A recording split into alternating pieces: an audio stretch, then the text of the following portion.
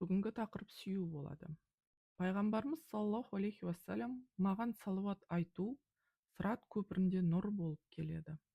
Кім жұма күні 80 мәрте маған салауат айтса, Алла тағала оның 80 жылдық күнәларын кешіреді. Егер Алланы шынымен жақсы көрсеңдер, маған еріңдер.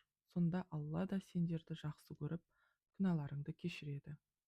Алла ғафур, өте кешірімді, рахим, ерекше мейірімді деп айтып кеткен Алла елшісі саллаллаху алейхи уассалам.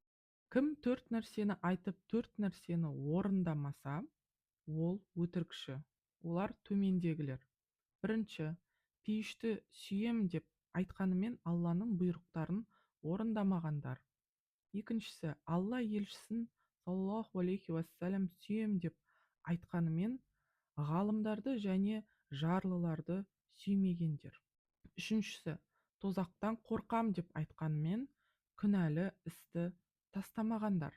Төртіншісі, Алланы сүйем дегенімен басына бәле келгенде шағымдана бергендер.